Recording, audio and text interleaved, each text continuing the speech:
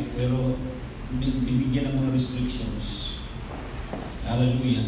Anyway, wala sa restriction yan. Ang Diyos, kapag pinanampalatayanan mo, siya yung tatanong sa'yo. Okay, why did God choose us? Why did God choose us? Unang-una, kaya tayo pinili ng Panginoon kasi tayo yung itinalaga niya para maging malakas. Yung pong kaligtasan na pupunta sa langit ay parang hindi po sapat na dahilan. Parang nagiging morbid ang mensahe na ang inaabangan mo ay yung kamatayan. Ang dapat nating abangan at i-develop ay yung pagkakalikha ng Diyos sa atin. Yes. Paano tayo mapapakinabangan ng Diyos? No? Nilikha tayo ng Diyos ayon sa kanyang wangis. Pero ayon sa kanyang wangis, pero imperfect. Dalawang araw kong pinag-iisipan niya. Why did God created us in His image, and yet that image is an imperfect image? No? Bakit hindi na lang niya ginawang perfect? Upang sa gayon wala na. Yung bang talagang wala na siyang problema. Wala na siyang consolation. At dumating ako doon sa kaispan, binigay ng Panginoon sa akin na kaya imperfect ka kasi gusto niyang laging siyang hanapin. Yes. Because He is the only one who is perfect. Amen. And if you realize your imperfection, then hahanapin mo siya. Ikukumpare mo yung imperfection mo dun sa kanyang perfection and you will live Him. So, God, when He created us, He did not create us as a perfect person. Merong mga kakulangan. Kasi image na naman tayo. Pero yung kakulangan yung pwede naman niyang gawin noon. Kasi para nga tayong Diyos Nanilikha niya ayon sa kanyang wangis at sa kanyang larawan. At lagi niyang binabantayan tayo ayon sa Psalms chapter 8, verse 4. So bakit pinabayaan niyang tayo'y manatiling imperfect? At kapag hindi ka naging malapit, nagkamali ka, hindi ka naging dikit sa Kanya, ay mamamali yung buhay mo. Ang tawag doon ay kasalanan. Hinahanap ko rin po kung ano yung ginagawa doon sa langit, ano yung ginagawa sa impyerno. Mga pupunta sa langit, na pangkaraniwan kong nalalaman ng mga nag-aaral tungkol sa Biblia, ano bang ginagawa ng mga pumunta rin sa langit at ano ba naman ang ginagawa ng mga pumunta rin sa impyerno? Yung bang mga pumunta rin sa impyerno talaga bang nakatalaga sila na sunugin lamang mo? Kasi yung kamatayan, hindi natin alam yun. Hindi natin alam kung kailan yun, pero ang alam natin yung ngayon. At saka yung sinasabuhay natin ngayon. Is the life that we live by now pleasing to the Lord? What is it? We live our lives as pleasing sacrifice.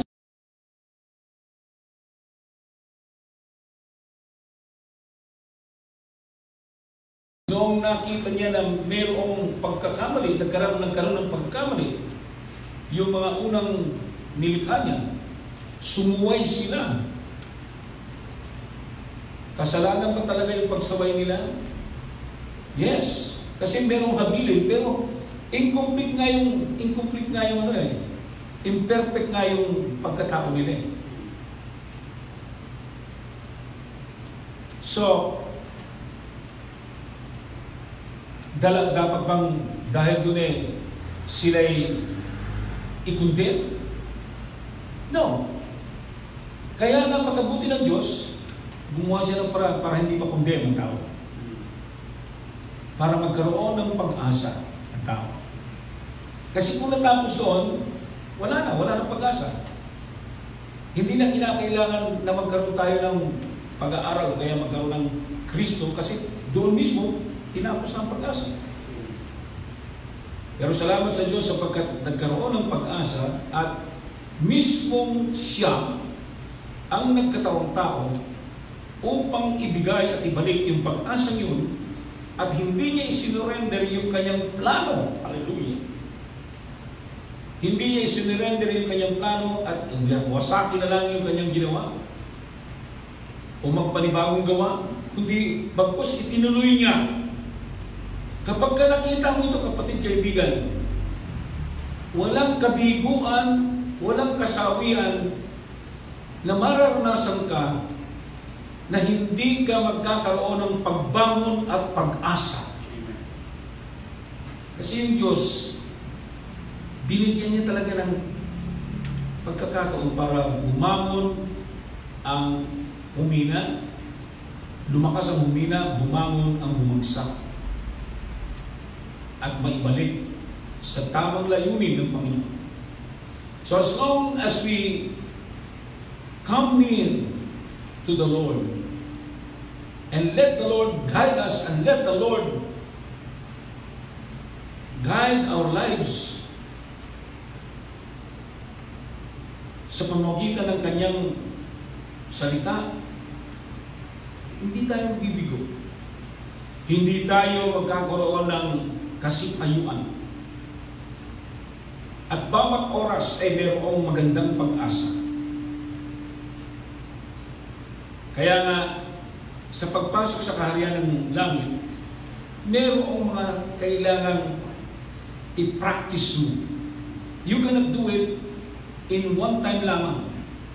But meron po akong nakita na pagpasok mo doon sa kaharian ng Diyos, doon sa kanyang kaharian, ay hindi ka makakapasok kung sobra kang lakas, sobra kang marunong, sobra kang matapang, sobra kang adelantado, sobra kang ma-pride.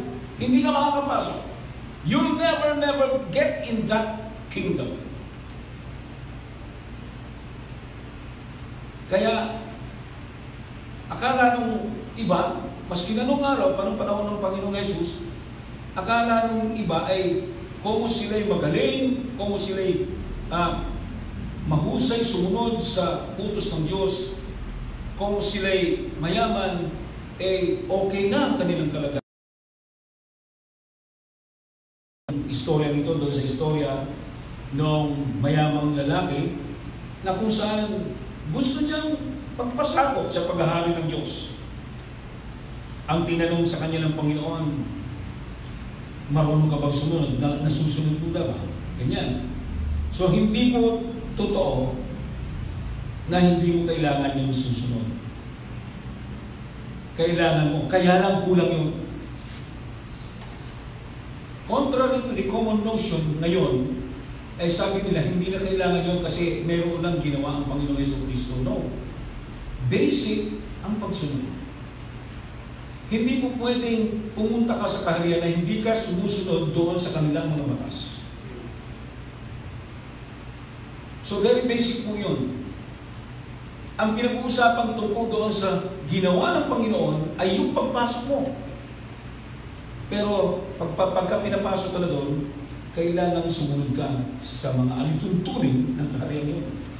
Hindi po pwedeng ipagwalang bahala mo sapagkat ang pagpasok ay simula pa lamang. Huwag kang manatili doon sa pagpasok. Pumunta ka doon sa nakapasok ka na kung anong gagawin mo.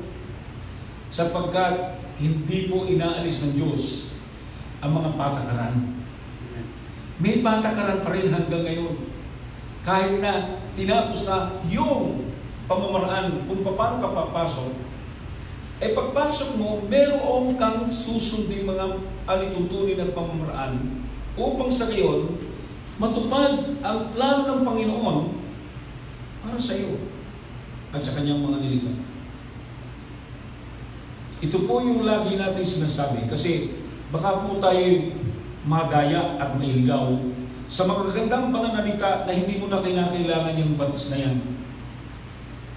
Pero nung bandang huli, nang hina ka, hindi ka lumakas, hindi mo alam kung anong gagawin mo, sapagkat inasahan mo yung itinuro sa iyo na hindi ka na, pwede ka nang hindi manalangin, pwede nang hindi mo na pansinin yung ibang mga batas dahil sa ginawa ng Panginoong Hesus. Ang ginawa ng Panginoong Hesus ay yung prinsipyo, yung ginawa niya, yung pamamaraan kung paano ka makakapasok doon sa paghahari ng Diyos.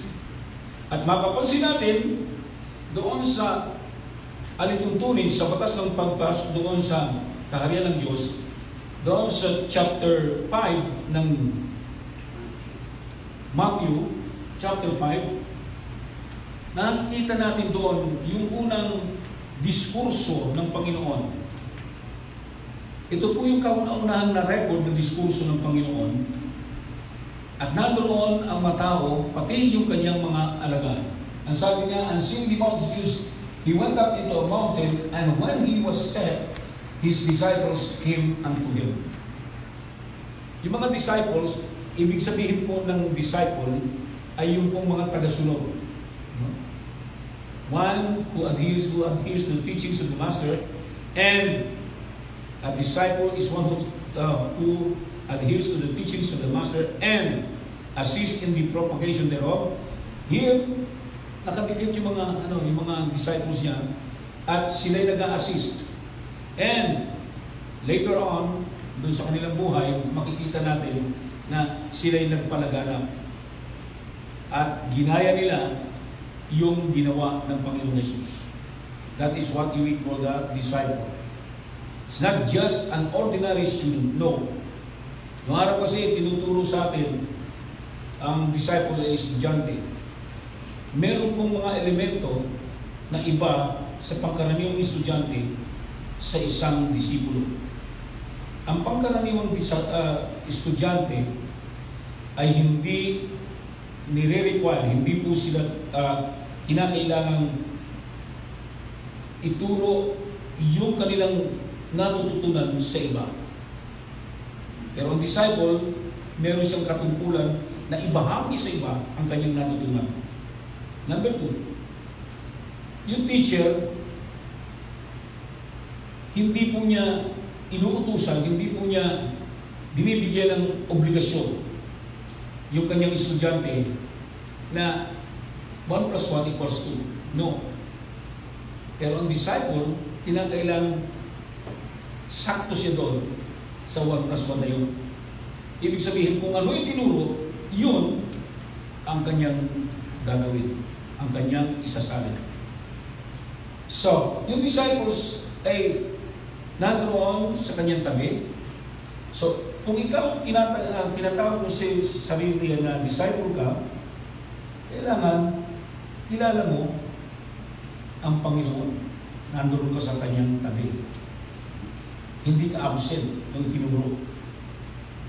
No? Ngayon, noong nagturo si Jesus, ang sabi niya, and he opened his mouth and taught them, saying, blessed are the poor in spirit, for theirs is the kingdom of heaven. What is this poor in spirit? Marami pong uri ng poor sa Biblia. Principle, mayroong poor na ang pinanggalingang pagkakasalin ay sa Griego ay yung bang mendicant, yung pulubi ka. Topos. P-T-O-C-H-O-S. Topos. Na ang ibig sabihin noon, wala kang ibang inaasahan. Katulad ng pulubi, kapag kayong pulubi umalis ang kanyang bahay, hindi siya nagdadala ng pamphlet. At kapag nilimusan siya, hindi niya tinatanong magkano ba ang kukunin ko rito. Magkano sukle ko? Kaya sa dalilan sa sukle kita. Hindi ganoon. Yung pulubi is at the mercy of the one giving that kindness sa kanya. So when you are a disciple, ang unang-una na magiging attitude mo ay lahat ng mapapapunta sa iyo ay galing sa Panginoon sa kanyang kahabagan, sa kanyang pag-ibig, sa kanyang pamumuhay. So wala kang may pagmamalaki. Yun ang unang-unang attitude ng isang disciple. Pero hindi mo magagawa yung attitude na yun hanggat hindi ka nagkakaroon ng realization. If you don't have the realization that you are like in a mendicant sea under God. Kaya, ano ang unang-unang gagawin? Kapatid, meron pong tatlong salita dyan na hindi po na ituturo. Pero, kinakailangan malaman natin. Ang salitang yun ay I am sorry. Kasi hindi ako perfect. I am sorry kasi hindi ko nagampanan ang pagiging kawangis mo. I am sorry for my sins. I am sorry hindi ako masyadong naniwala sa iyo. Up to now, may mga tao, may mga nagtuturo pa nga na hindi ko alam, sinasabi nila, hindi ko alam kung buhay ka nga o patay. Pero pinaniwalaan ko, pinipreach ko yun. Di ba? May mga ganun eh. So, I'm sorry. Hanggang doon lang ang aking pangunawa, hanggang doon lang ang aking kaalaman. Sagad na yun. Alam mo, kapag sinabi mong sagad na yun, hanggang doon na ka na lang, doon ka dudugtungan ng Panginoon. So, the first thing na magkukunik sa iyo sa Panginoon ay yung salitang I am sorry. Yung pag-amin mo ng iyong weakness. Pag-amin mo ng kakulangan, yung lack mo sa buhay. Kaya, blessed are the poor in spirit. Yung topos, yung wala kang ibang aasahan. Yung isa naman, yung lack. Yung lack. Nagaling sa salitang Griego, Pines, P-E-N-E-S, Pines, which means, meron kang konting kakayahan pero hindi sapat. Katulad doon sa sinasabi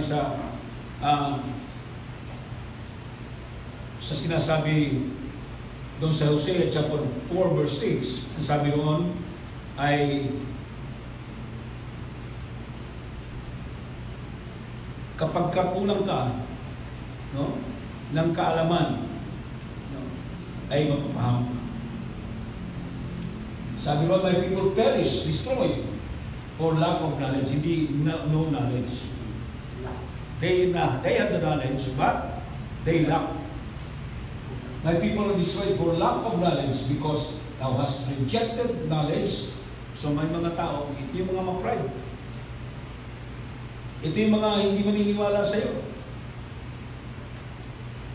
Ganito ang itsura ng mga taong hindi makakapasok sa paghahari ng Diyos eh. Because thou hast rejected knowledge, I will also reject thee, that thou shalt be no priest to me, seeing thou hast forgotten the law of thy God. I will also forget thy children. So kayo po mga tumatanggap dyan sa turo na hindi na kailangan ng batas. Make up your mind. Baka ayaw mo ng kinakalimutan mo na yung batas dahil nakasambit ka lang doon sa pagpasok. Anong gagawin mo? Pwede ka ba lumabag sa batas pagka nakapasok ka lang? So, medyo lack of knowledge mo yun. Ilagay po natin sa tama. Ang unang-unang dapat gawin ay kilalanin natin ang ating weakness. Kilalanin natin na mayroong mas mataas sa atin. Kilalanin natin na hindi tayo perfect. And there is reason why God has allowed us not to be perfect. Because He wants us to be always with Him, asking for that perfection, asking for that guidance, asking for that wisdom, asking for that understanding. So nandoon pa rin yung pagpapakumbaba mo. Blessed are the Holy Spirit. You can never be under the kingdom of God kahit na memoryado mo lahat ng mga doktrina hanggat hindi mo isinasagawa sa iyong personal, yung talagang personal na pagpapakumbaba, and you become poor in spirit. Mapapansin po natin yung poor in spirit ay nandun sa unahan, pagkatapos blessed are the poor in spirit, for theirs is the kingdom of heaven. Merong susunod doon sa hulihan that para doon sa pagmamayari ng kaharian ng Diyos. Okay. Pagkatapos po noon, kapag ka na-realize mo na hindi mo talaga kaya, anong gagawin mo?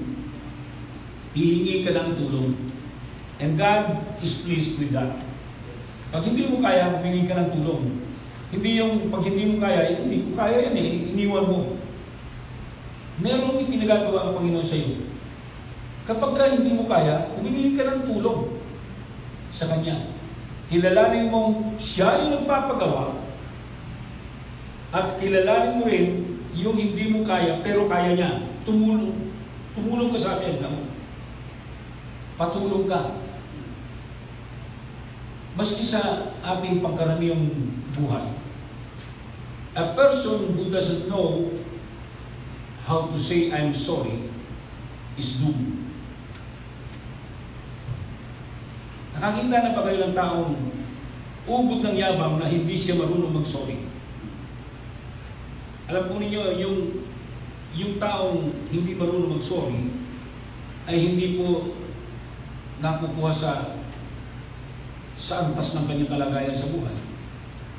Marami pong mga mayamang sila, hindi sila marunong mag-sorry.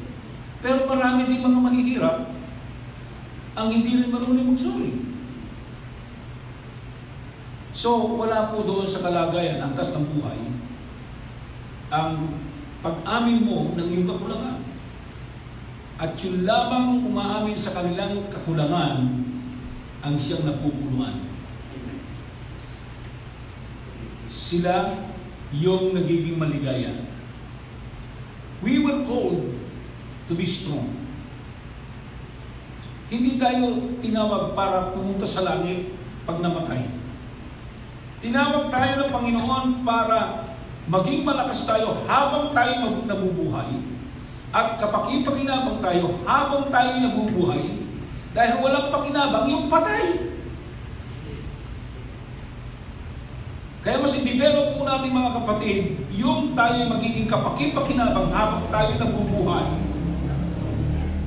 At kahit hindi mo alam yung karsada patungo doon sa langit, kapag ikaw ay tumama doon sa pinagagawa ng Panginoon sa iyo, ayon sa kanyang panukala, makakarating ka ron. Huwag kang mag-alala. Sapagkat sinunod mo ang kanyang mga kalooban. Kaya, unang-una, you've got to to be a person na mayroong pagpapakumbaba, na marunong magsabi, hindi ko kaya, I am sorry. Nyari mayroong pinagagawa sa trabaho, alam mo hindi mo kaya, huwag kang magyabang. I'm sorry, hindi ko po kaya, pero kung tutulungan niyo ako, tutulong po niyo sa akin, I'm willing to learn. Yung iba, hindi nila kaya, nagyabang, pagkatapos nung hindi nila magawa, iniwan nila. So, perdisyon ang nangyari. Now, it is impossible for you not to be in the morning mood kapag ka ikaw ay nagsusori. Yung tunay realization mo na meron kang kakulangan, meron kang kahinaan, pagka meron kang pagkakataon na mag-sorry, hindi maiaalis na ikaw ay nalulungkot. Hindi ka nagsusorry na parang baliwala lang. Hindi paniniwalaan yun. There must be a remorse doon sa iyong attitude. Kaya kapag ka nagkaroon ka ng pagkakasala, hindi mo sasabihin na, sorry Lord, pambihira eh. Ginawa ko kasi kung putik pagkatapos gusto mo maging perfect yung pagsunod ko sa'yo. Ano? Hindi ganoon. Kasi ang inaabangan ng Panginoon, alam niya ang kakayahan hanggang saan na. Pero ang inaabangan ng Panginoon ay ang attitude niya. Kaya ang unang-unang itinuturo niya ay kung paano baklasin ang maling pagkatao sa pamagitan ng pagbaklas ng maling attitude.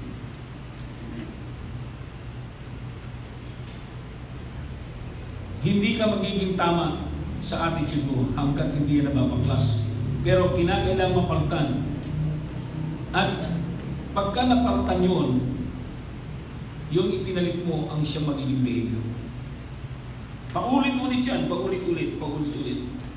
Kaya napansin ninyo, yung chapter 5, verse 5, blessed are the meek, no? For they shall inherit the earth. Pareho lang doon sa aking ipinabasa sa Psalms chapter 37 verse 11. Tignan ninyo yung inyong mga Bible. Psalms chapter 37 verse 11. Parehong-pareho doon sa chapter 5 ng Matthew verse 5. Babasahin ko sa Tagalog. Ayan. Sa English. But the meek shall inherit the earth. Doon sa chapter 5, verse 5 ng Matthew, blessed are the meek, for they shall inherit the earth.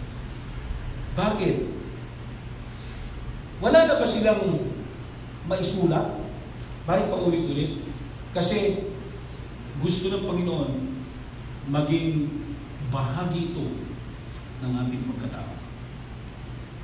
Mapapansin ninyo na marami dito sa mga salita dito sa Bible ay paulit-ulit lang. Inuulit. Yung kasaysayan ng paglikha ng Diyos hanggang doon sa pagbibigay niya ng kalayaan para doon sa mga tao at yung pagpaparami ng mga tao. Mapapansin natin, Genesis hanggang Deuteronomy, paulit-ulit. Paulit-ulit. Pag nabasa mo yung Genesis, tapos Exodus, yung Exodus inuulit. At doon nauulit lahat doon sa Deuteronomy. Paulit-ulit lang. Bakit? That is the way how to learn. Hindi ka natuto na minsan lang. So kinakailangan ito'y paulit-ulit. Mapapansin mo yung history naman. Yung history mula din kay Joshua hanggang doon sa mga hari. Paulit-ulit din. Hanggang doon sa mga kronika. Paulit-ulit. Yung iba, ayaw na nilang basahin. Dahil sabi nila, nabasa ko na yan. Totoo? Nabasa mo? Lahat. Pero ako, I enjoy reading it. Bakit? Kasi natatandaan ko na kung kailan mo sinabi sa akin yan pagkatapos inulit mo ngayon. Sumakulit ba ang Diyos? Hindi. Sinisigurado lamang niya na naunawaan. At may mga pagkakataon na hindi mo pwedeng paghalu-haluin. Katulad doon sa chapter 5. Blessed are the poor in spirit, for theirs is the kingdom of heaven. Yung sumunod, blessed are they that mourn. Kapag itinuro yan, hindi po pwedeng pumunta ka doon sa huli ka agad. That is on an ascending pattern. Hindi po pwedeng pumunta ka agad doon sa verse 7. No. Magsisimula ka sa verse 3, sumunod sa verse 4, at sumunod, verse 5, para maunawaan mo. And it will sink deeper in your spirit. Amen. Kaya, halos pare-pareho lang sinasabi. Blessed are the poor in spirit, pagkatapos mamuulit yun, yung kanyang parang inilalalim lang, parang itinutusok, ibinabaw ng gusto doon sa blessed are they that mourn. Yung blessed na yun ay Makarios ang tawag. Blessed are they that mourn, for they shall be comforted. When you mourn, when you have a remorseful attitude over your sins, over your weaknesses, then God is going to comfort you.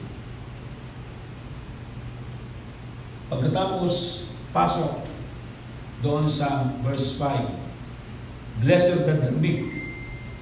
Pangkaraniwan, iniugnay ng mga tao yung meekness sa weakness.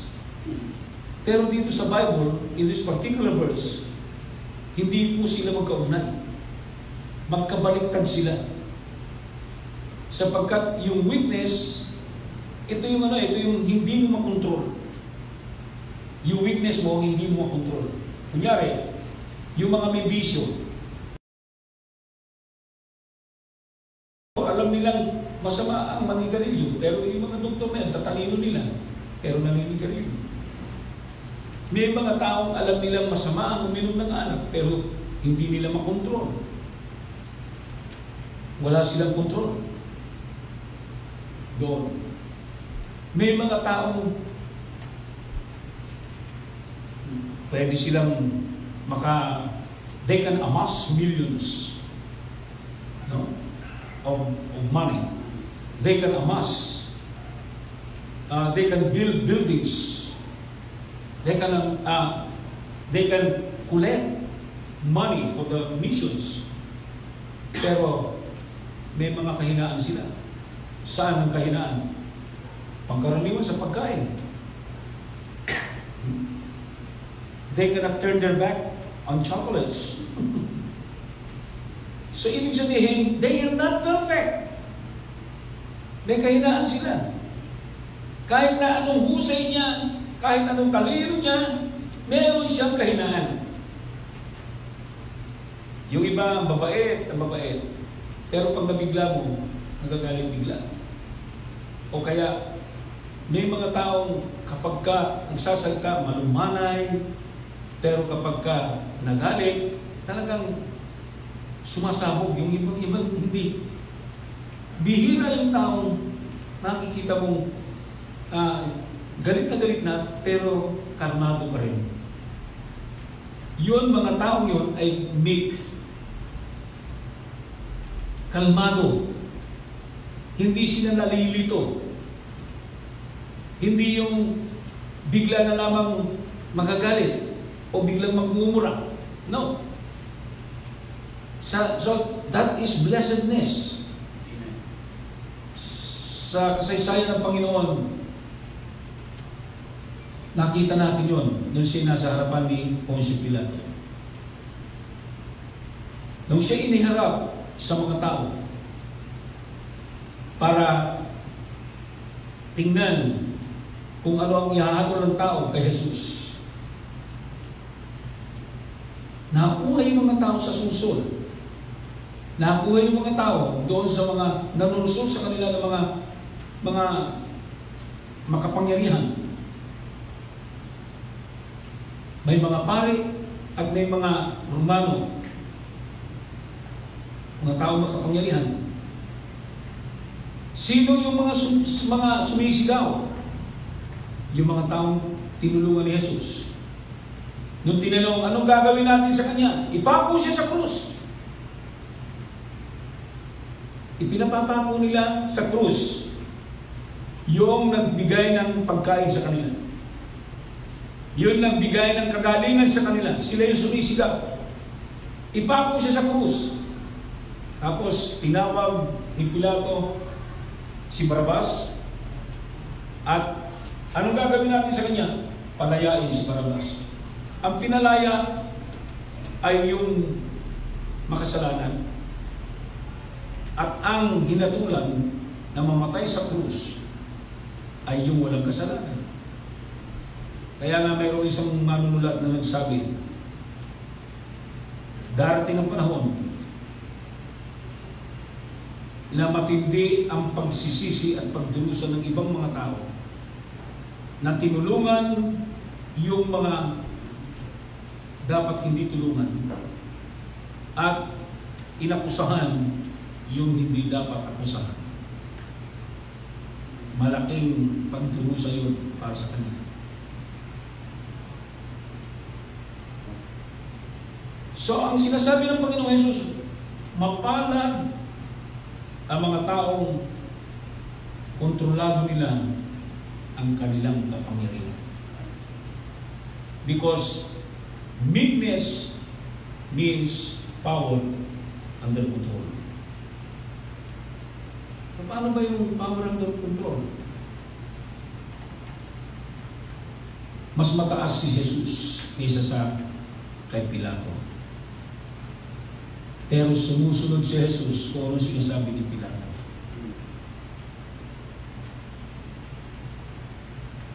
Alam ni Jesus na kaya niyang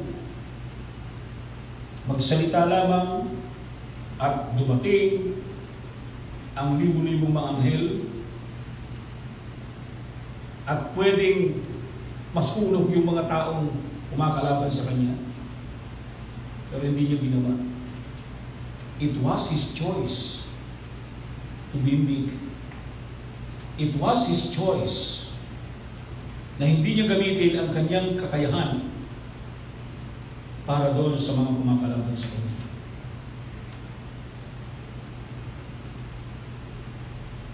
Kaya kapag ka nakakita ka ng ganung tao,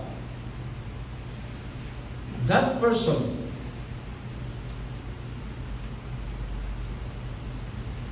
who has that power under his control, they will inherit the earth.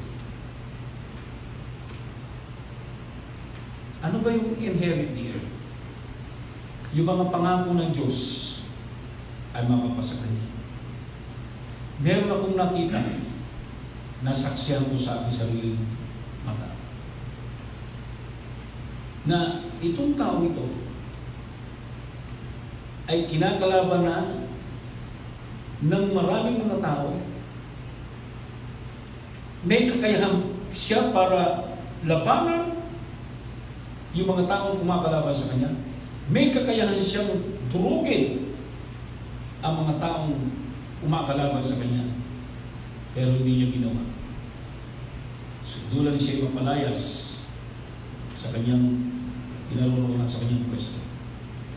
Kaya kahit anong gawin nila, anong gawin ng mga tao, matagal nang nangyari yun, hindi nila magdurog-durog ang kanyang image.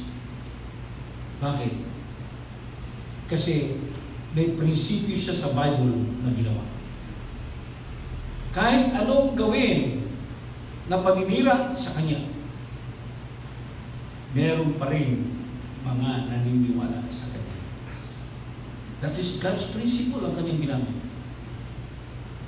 He tended to be meek during that time. Kaya, hanggang ngayon, kinikilala siya, minamahal siya ng ibang mga tao. Konti lang naman ang hindi naniniwala sa Kanya. So he was able to conquer his weakness because of his meekness. Blessed are the poor in spirit, for theirs is the kingdom of God. Blessed are they that mourn, for they shall be comforted.